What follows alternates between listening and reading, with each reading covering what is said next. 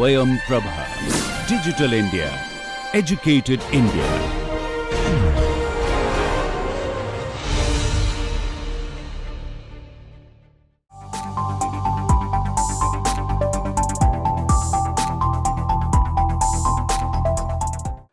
So, in the last few classes, I've been talking about various biopolymers. We talked about cellulose, okay, which is most abundantly available polymers in the natural, in nature, and we saw how cellulose can be sourced from various agricultural materials. So, second, then we talked about starch, okay, thermoplastic starch, again based on cereals, grains, and various other agricultural products. So, now we will go to slightly a different kind of biopolymers which are not available naturally, okay, that you can extract like cellulose or TPS, but rather you can extract some monomeric molecules and then use them to polymerize it. Okay. So, in that context we are going to talk about this polylactic acid, in short PLA. During several this life cycle analysis that we discussed in the past, we talked about this polymer quite often. Okay, and much of the material I am going to talk about in this lecture are taken from this review article. So, if you want more information, you can visit this. So, the way that I want to construct this lecture is to give a very broad overview of what it takes to make PLA polymer, what are the challenges, what are the chemistry involved. That is the part of this lecture. Subsequently, we will talk about various products, plastic products made up of polylactic acid. Okay, so that's the context. So, before I say anything about PLA, I just wanted to remember a few things. Okay, there is a molecule called lactic acid. Okay, so it has this CH3, CHOH, and then COH. Okay, a very simple, seemingly simple molecule. Okay, lactic acid. Then two lactic acid moieties can come together and it can form something called a lactide. Okay, so lactic acid is a monomer, it's a very simple molecule, but lactide is basically formed through two dimers forming a condensation reaction like this, right. So, two lactic acid molecules come together and water is removed. So, then you get this kind of a cyclic dimer which we call as lactide. Okay, and this lactide is what shown here. This end is basically the CH3 group, this end also has a CH3 group. What you can do with the lactide is, you can, through some catalyst and other things, you can actually polymerize lactide into polylactide or polylactic acid. Okay. So, we start from lactic acid and then build a lactide. From lactide we polymerize and get polylactide or polylactic acid. So, PLA means both polylactic acid or polylactide. Okay. So, I want you to remember what is lactic acid, what is a lactide, and what is polylactide or polylactic acid. Okay. Those things I want you to remember.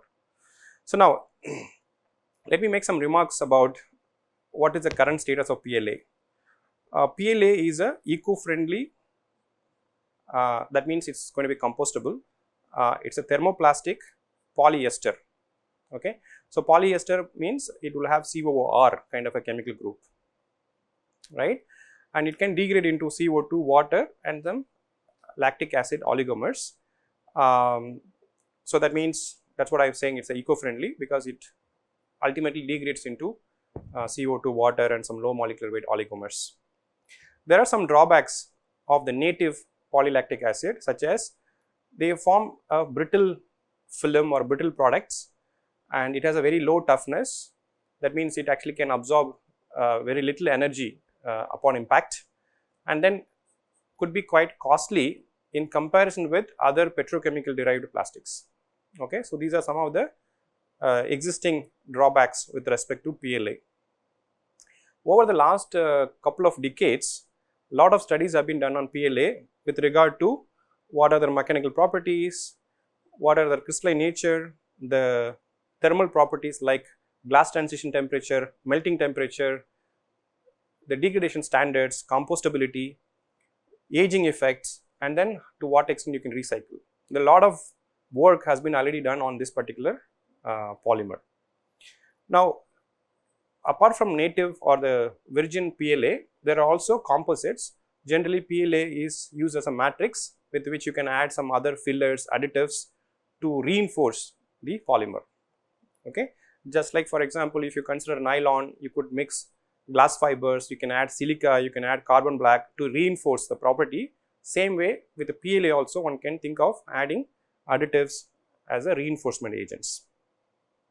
Now, PLA seem to have a very large range of applications, including food packaging, agricultural mulch forms, mulch films, automotive products, lot of additive manufacturing like 3D printing applications, printed electronics, tissue engineering, and so on. Another one area that is upcoming for PLA is to make a PLA PLGA copolymer. Okay, and this PLGA is biocompatible biocompatible, so that you can actually use it in pharmaceutical field also. Okay, it's an upcoming area. Based on all these things, now it is understood that PLA is a commercial biopolymer. What we mean by commercial? It means it is produced in such a large quantity that it is available for various kinds of uses. We say polyethylene is a commercial polymer. We say polyvinyl chloride (PVC) is a commercial product, because with polyethylene or PVC, you can produce in large quantity, cheap cost, low cost, and then also you can make all kinds of products with that. Okay, and PLA has actually attained that status in terms of production, the areas of application and so on.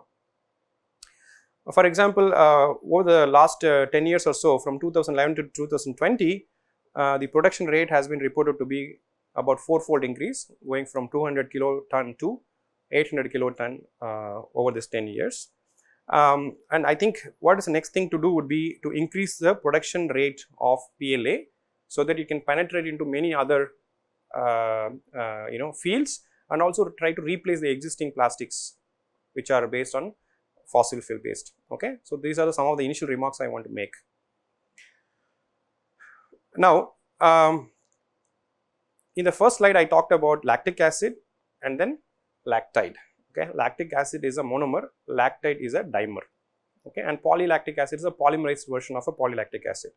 Now, if you look at the production of PLA, you can actually use lactic acid and lactide as a precursor, that we have to remember, because I am going to take some more inputs from here. And if you think about how we do polymerization, there are two kinds of polymerization. One is called this direct polymerization. That means you take your monomer, which is polylactic acid, okay, and then directly do a what's called a condensation reaction, with which you can create a polylactic acid. So the direct polymerization uses lactic acid, whereas another polymerization, which is called the ring opening polymerization, uses lactide, because as I said, lactide is a cyclic molecule. It has this ring like structure. So you open that ring, that's why it's called ring opening polymerization, and then you add you basically continue to add and then form polylactic acid. So the point is, polylactic acid can be made in two routes. One is direct polymerization using lactic acid monomer, or ring opening polymerization using dimeric polylactide. Okay, I will also talk about what are the issues with the direct polymerization later on. Well, that's right here. So when you think about this, when you take lactic acid, when you try to directly make into polylactic acid, you will see because of this condensation reaction, a lot of water will come out. Okay, so that means you have to manage this water that is getting released. So this means that you have to increase the temperature so that you can vaporize all the water that is formed, or you have to find some other mechanism with which you can remove water. Okay, so this leads to a lot of issues. For example, it actually interferes with the reaction, and because of that, you cannot achieve a very high molecular weight PLA if you want to do direct polymerization. From a chemistry standpoint of view, it is very easy. You take polylactic acid, put some catalyst and directly polymerize it. Okay, but because of the production of water and removal of water, and the reaction condition gets affected, you cannot build a very high molecular weight polymer. Okay, as far as you are interested in the low molecular weight PLA, direct polymerization is okay. But if you try to use the dimer, which is lactide, you're going to do what is called ring opening, and that does not involve this water production. So, here you can actually go to very high quality PLA, at the same time very high molecular weight, right. And if you think about the yield, suppose if you take about 10 million tons of food waste, first from the food waste you will create lactic acid, okay, it is about 2.5. So, 4 times lesser amount of lactic acid is produced. From lactic acid about 1.7 million ton is produced in terms of lactate. That means all lactic acid is not going to lactate formation, and similarly when you go from lactate to polylactide, you see another reduction, okay. So, that means with respect to the raw material, you are basically like 1:10 ratio of polylactic that you can produce. So, what that means is in each step when you go from your food waste to lactic acid, and from lactic acid to lactide, and from lactide to polylactide, there is always an issue of selectivity, yield, purity, all that. So, therefore, a lot of research or innovation is needed to find a preparation method and purification method for lactic acid and lactide throughout the entire PLA industry, okay. So, that is that's what drives more research on this particular field.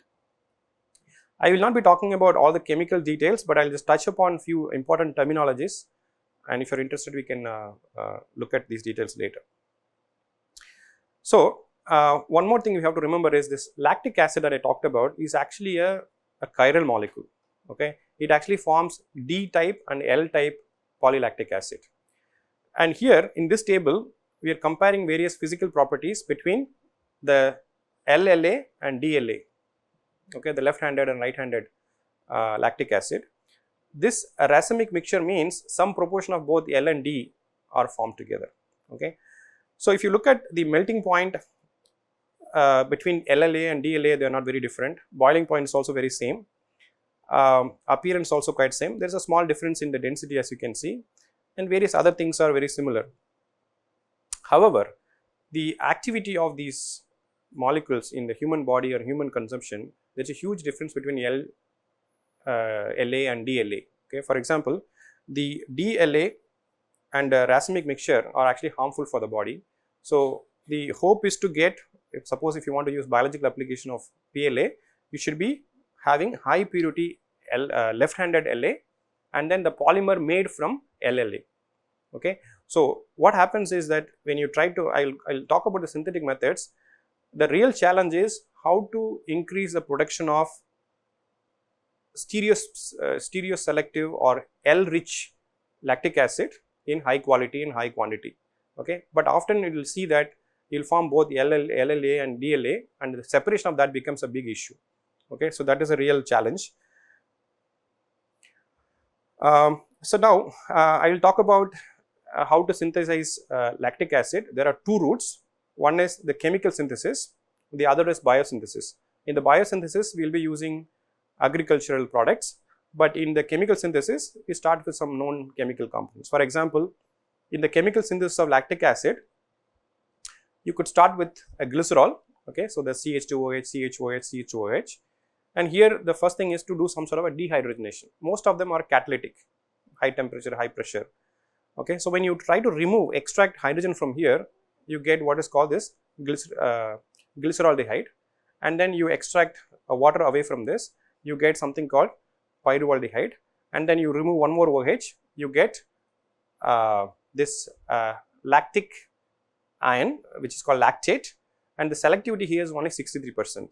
That means, if I take 1 mole of glycerol, I am going to get only 0.63 moles of lactic acid. What happens to the rest? Well, there are a lot of side reactions. Things do not happen in this particular expected way. You can see that sometimes the glycerol can actually undergo some sort of a carbon-carbon breakage. You can end up making ethanol and methanol. That is not your desired product, okay. So, if you do not control your reaction, or if you do not have a proper catalyst, you cannot prevent this side reactions. Or from this step, you could actually form something called glycols, okay. Instead of going this direction, some amount of reaction will also happen to this way. So, in the chemical synthesis, the real challenge is the selectivity, okay.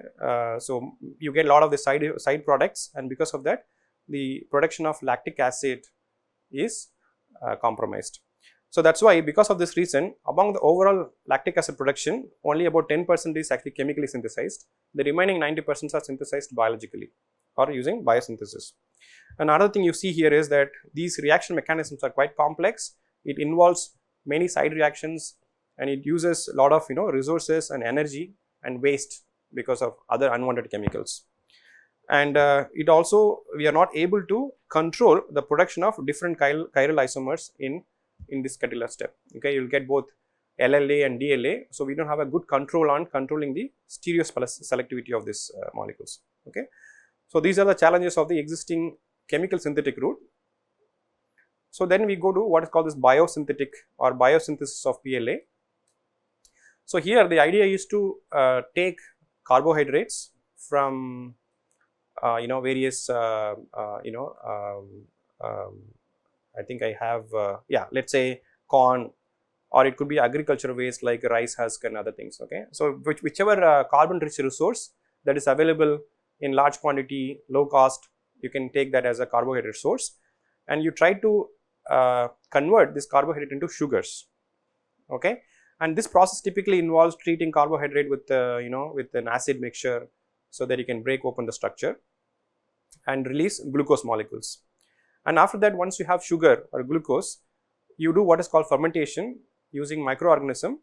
You use some biochemical pathways to convert the sugar into a lactic acid. Okay, so previously we saw a chemical synthesis. We take a raw material like glycerol and convert into lactic acid.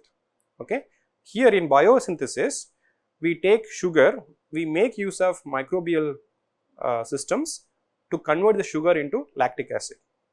Okay, then what happens is that you get a fermentation froth, which will have all kinds of things. There will be cells, there will be protein, there will be lactic acid, there will be salt, there is going to be whole lot of other things.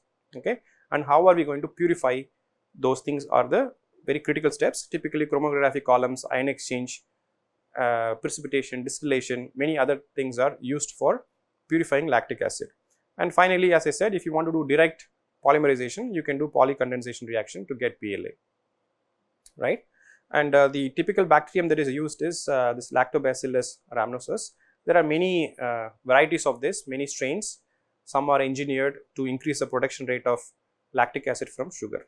Okay, so what we are saying is, we look at carbohydrate sources and we try to convert this carbohydrate into sugar, doing some chemical treatment, take this sugar as a substrate, feed it to microorganisms like bacteria, right, and use their biochemical pathways to convert sugar into lactic acid, and then extract the lactic acid and then polymerize it. That's the way that it works in the case of biosynthesis. Some more information about I want to say, I already mentioned corn, but also corn, rice, sweet potato, lot of starches is possible. Recently, there is also interest in using waste material, because the first line, it talks about food consumption. Like, I mean, if you're going to use a lot of food material, it's going to affect the food security. So, there's a lot of attention being done in towards using non-food based or food waste or agro waste based raw materials, that is involving kitchen waste, lignocellulose and other things. So, I already mentioned about the microorganisms and how the LA is produced.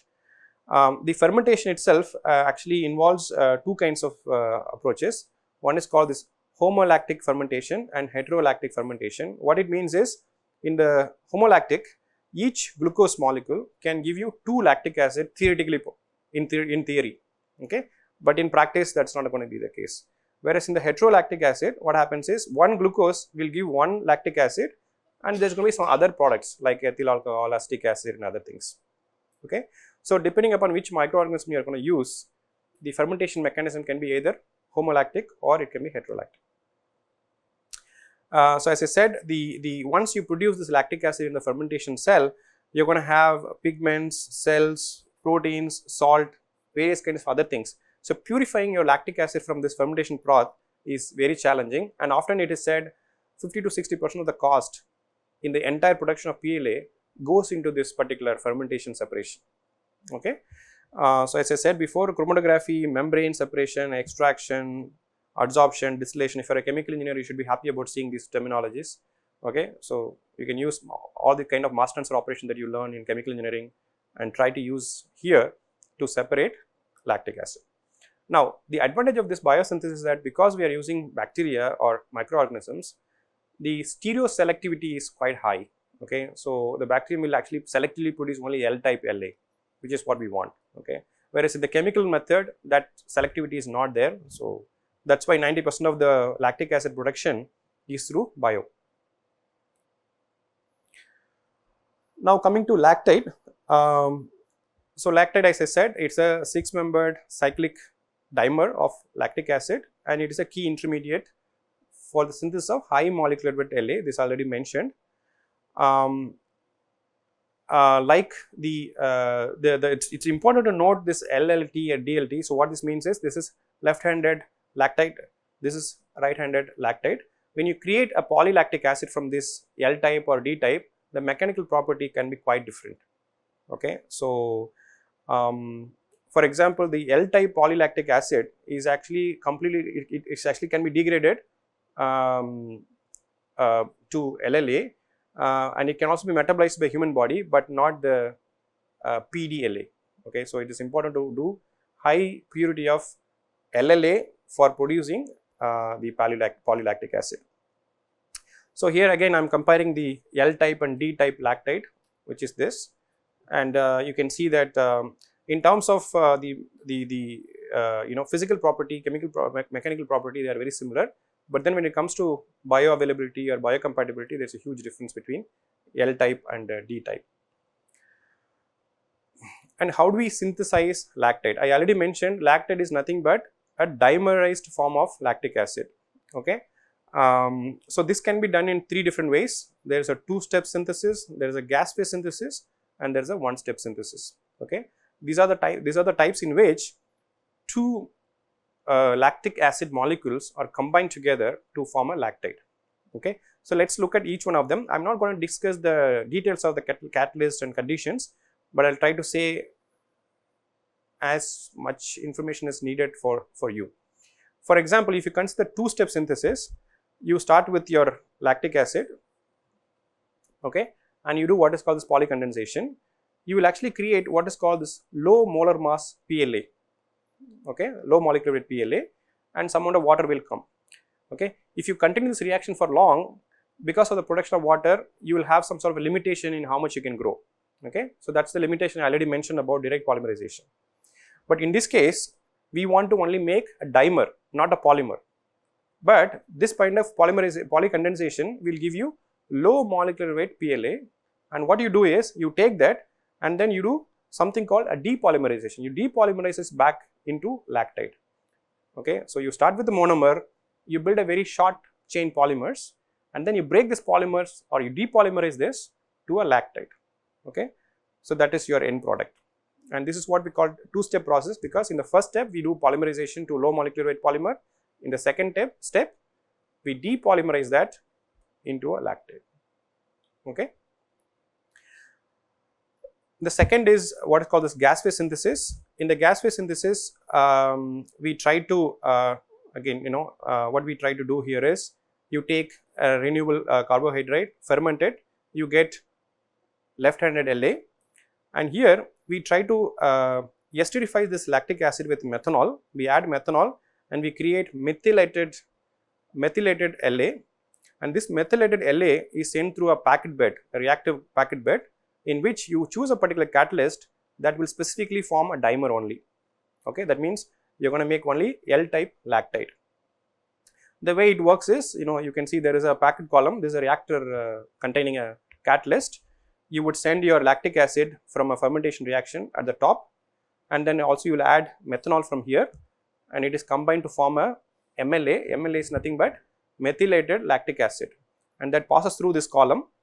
Okay, and then this reaction happens where the lactate is formed, and then it is sent through a distillation column where you separate lactite from methanol, and methanol is recycled back. Okay, this entire operation is done in a gas phase. Okay, so that's why it's called gas phase. And here you can see that the lactide selectivity can be 90%.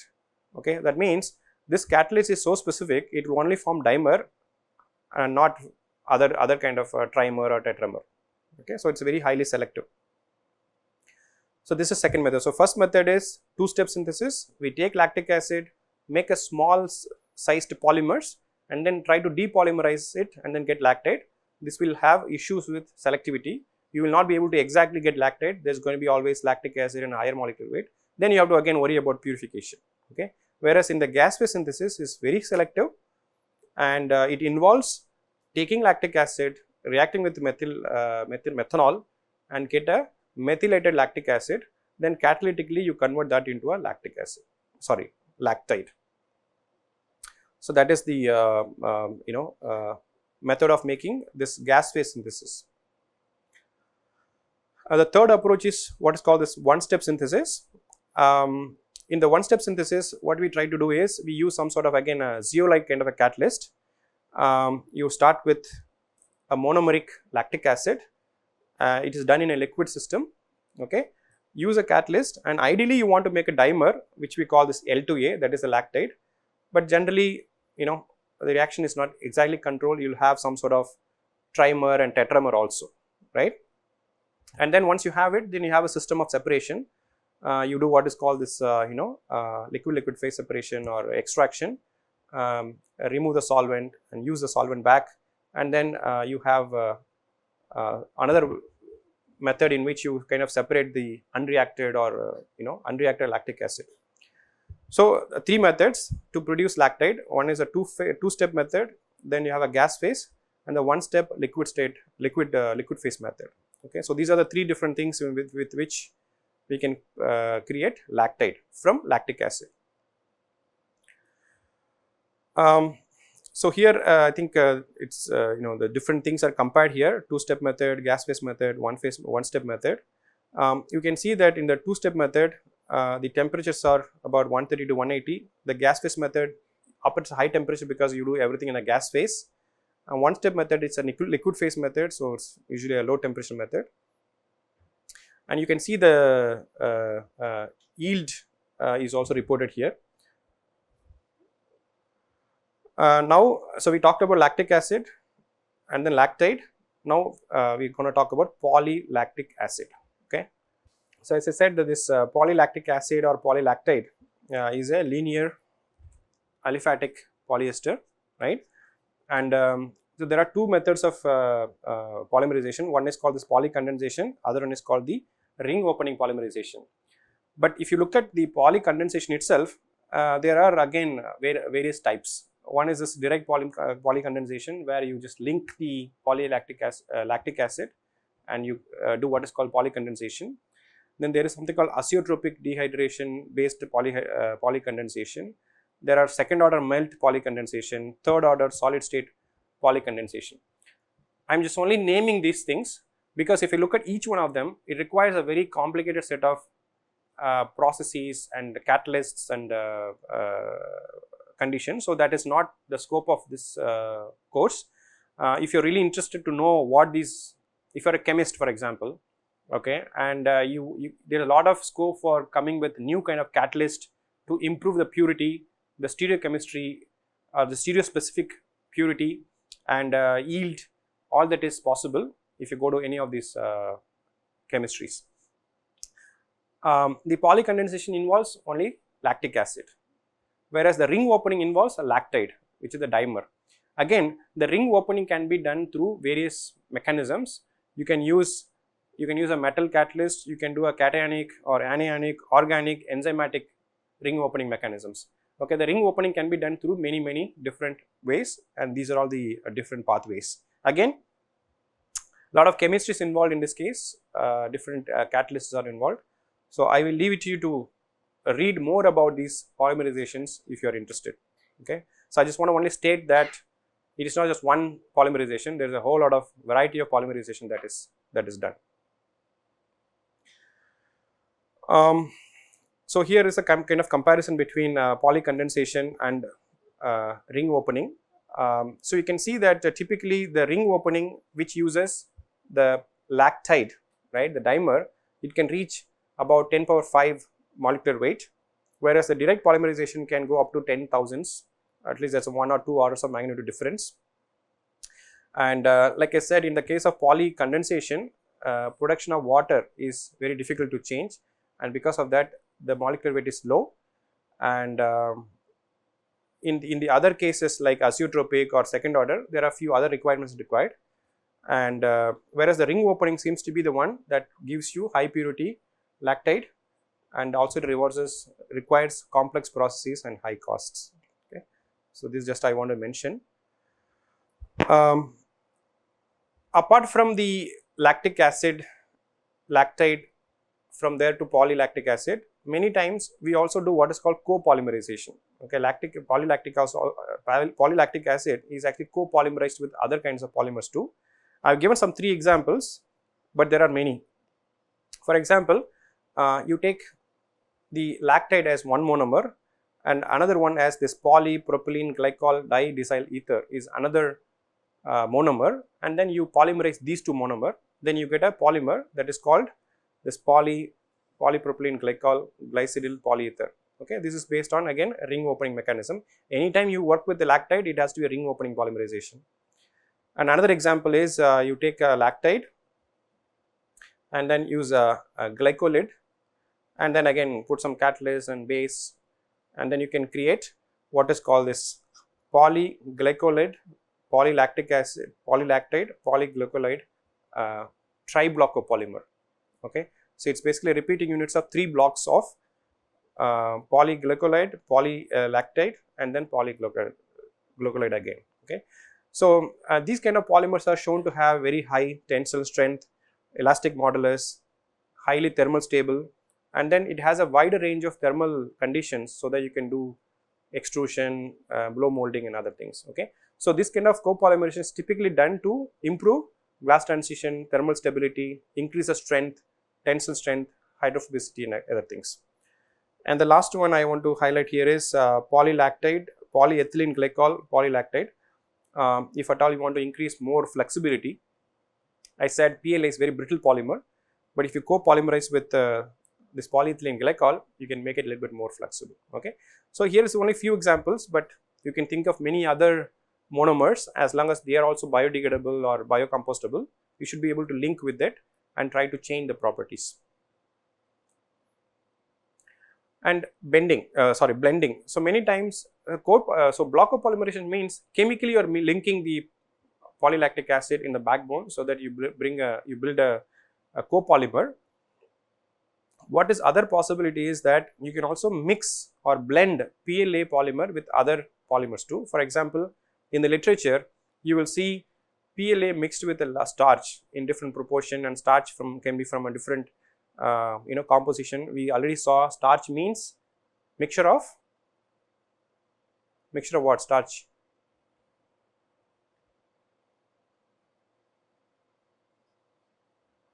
You just wanted me to just keep talking, right?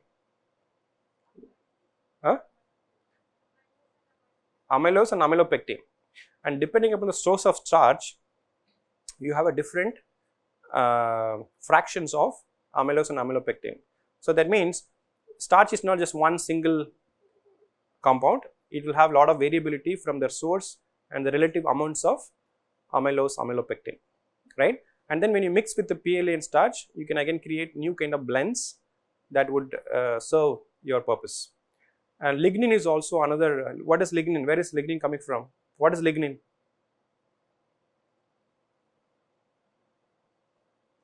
Where did we see lignin previously?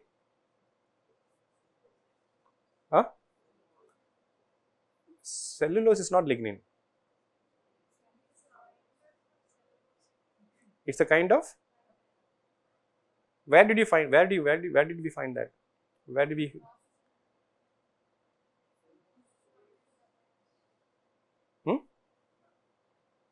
We saw in wood, bagasse, right? In many of these biomaterial, it's composed of cellulose, hemicellulose, lignin, and lignin chemically how do they look like lignin?